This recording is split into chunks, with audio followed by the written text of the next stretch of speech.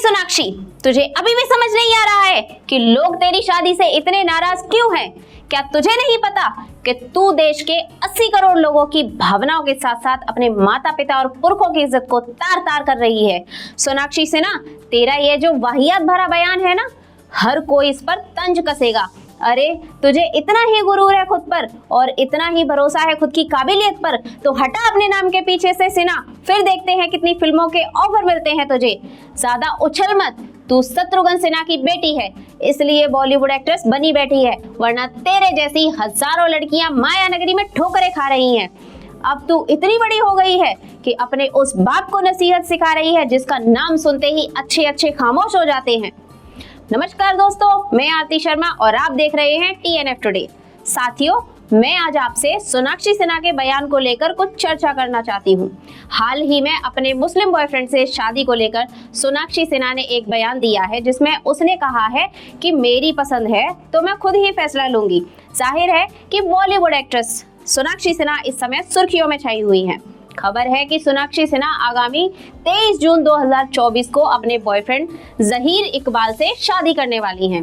हालांकि अभी इस पर कोई आधिकारिक जानकारी सामने नहीं आई है। अपनी शादी की खबरों को लेकर सोनाक्षी सिन्हा एक इंटरव्यू में चौंकाने वाले खुलासे किए हैं।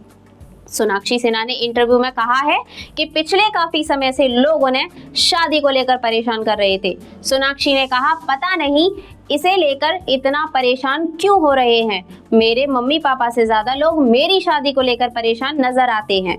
हर रोज मेरी शादी को लेकर मुझसे सवाल पूछते रहते हैं। मुझे इसकी आदत हो गई है और अब मुझे ये मजेदार भी नहीं लगता।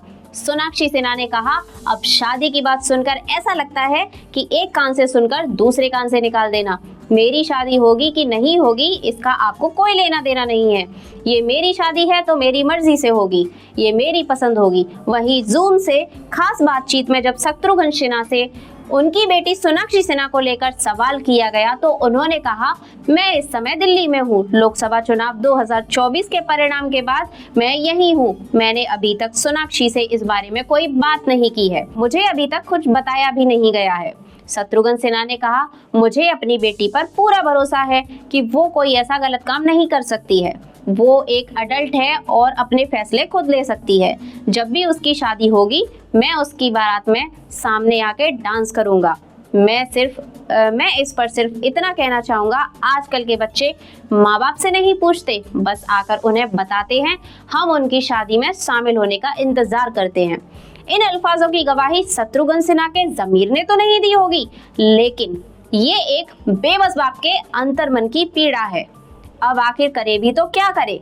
साथियों, अगर कोई लड़की अपने माँ बाप की सरेआम इस तरीके से तौहीन करे और अपने परिवार की साख को तार तार करे तो उसके लिए आप क्या कहना चाहेंगे? एक बार अपनी राय हमें कमेंट करके जरूर बताइएगा। धन्यवाद।